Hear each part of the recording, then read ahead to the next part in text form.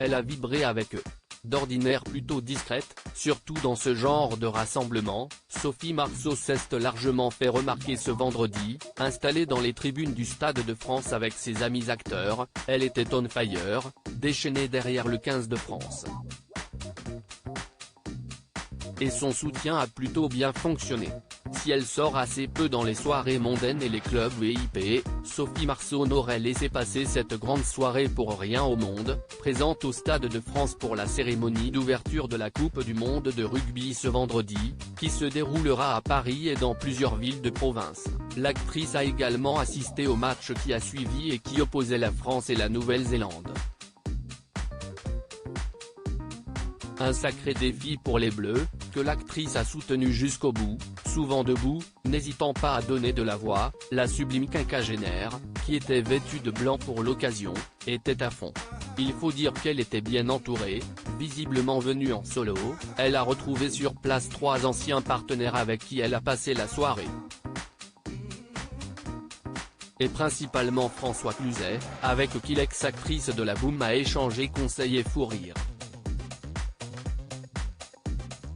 Probablement venu pour soutenir ses copains Jean Dujardin et Joël Dupour, qui ont joué avec lui dans Les Petits Mouchoirs et sa suite Nous finirons ensemble. Celui-ci avait fait le déplacement sans sa femme Nargis. Mais avec celle qu'il avait connue dans la comédie romantique Une rencontre, il a passé une bonne soirée. À leur côté, le discret François Berléand, qui jouera bientôt avec Sophie Marceau au théâtre, et Patrick Bruel, rayonnant de la victoire des Bleus. Et celui-ci n'était pas venu seul non plus, son fils Léon Esby, désormais acteur et chanteur, était avec lui et semblait ravi de voir les Français gagner. D'ailleurs, très complices, le père et le fils se sont plusieurs fois serrés dans les bras. Jean Dujardin aux anges, Jason Momoa déçu non loin de ce quatuor d'amis. Jean Dujardin, qui avait mis en scène la cérémonie d'ouverture et qui y a donné de sa personne en dansant et multipliant les acrobaties, avait finalement lâché son costume d'acteur pour retrouver celui de fan de rugby.